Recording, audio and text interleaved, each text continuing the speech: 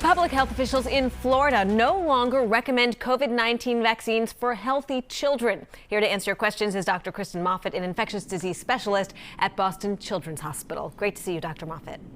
Hi, good to see you too. All right, Dr. Moffitt, I'm gathering that you've got a lot to say about this. The new guidance, of course, is the opposite of what you've been saying, pediatricians across the country have been saying, and the CDC recommends. So what's your reaction?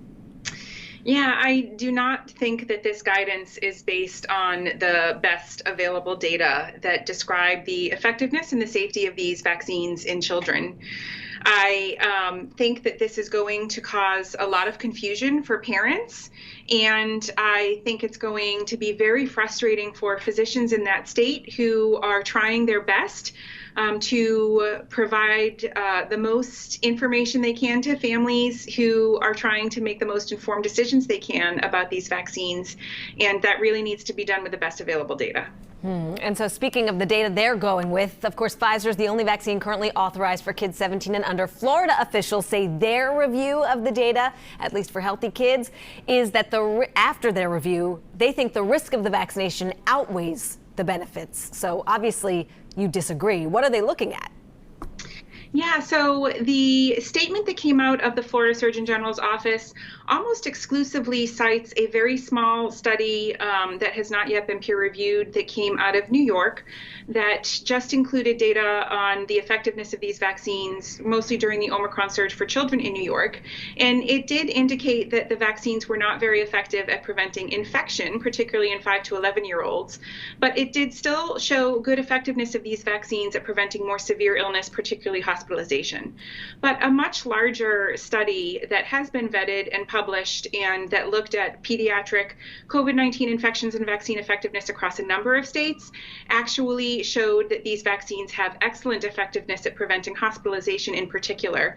It was 74% effective even during the Omicron surge at preventing hospitalization in 5 to 11-year-olds, and that number was even higher for 12 to 17-year-olds. We know that thousands of children have required hospitalization for COVID-19, and we know that almost half of those children have had no underlying health conditions that would have made them more susceptible to our knowledge. So we really need to put this in the context of, if we had a vaccine that showed similar effectiveness at keeping children out of the hospital due to other respiratory viruses like influenza or RSV, it would be a game changer for keeping children safe and healthy. I know personally when my kids finally got vaccinated last fall, it was a huge relief. Yeah. So what can you tell us, Dr. Moffitt, about the vaccination rate right now for kids in Massachusetts? A lot of people rushed right away when those vaccines came out. Now it's about 4 or 5 months later. Have we reached a bit of a plateau? Yeah, it has slowed quite a bit. It's about 55% of 5 to 11-year-olds in Massachusetts that have now been immunized, and over 80% of 12 to 17-year-olds. But we're only adding about 1 percent point a week to each of those numbers. So it's not quite a flat plateau, but it certainly has slowed. It would be great to see those numbers increasing faster, especially as a lot of the other mitigation measures are loosening. Okay, well, and now it's been nearly 2 weeks since many public school students returned from winter break. Have we seen any type of surge or numbers going up, especially with most kids back in class without masks now? Yeah, it's a great question, something we were really eager to keep our eye on. And so far, the data do not suggest a surge associated with the return after winter break. Cases on a daily basis in Massachusetts were around about 1,500 per day at the beginning of February break.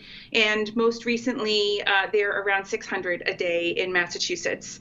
So I think that is reassuring. I also think it's reassuring the weather's getting warmer. We can have windows open more in classrooms and kids spending more time outside. So hopefully that will continue to head in the right direction. That is certainly great news. Great I to know hear. a lot of kids have sniffles out there, but not COVID. So the masks come off, the colds are back, but we'll take it. Yes, Dr. Kristen Moffitt, Boston Children's Hospital, thanks as always. Sure, good to see you.